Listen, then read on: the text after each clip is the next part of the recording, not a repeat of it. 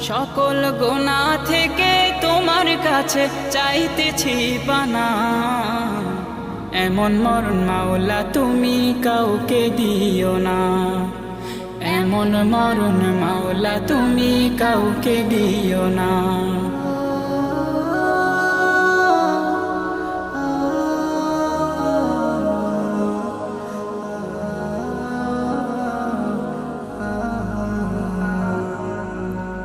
যে মরণ হওয়ার আগে ছাড়তে হবে ঘর, মরণের শুনলে কথা আপনরা হয় পর।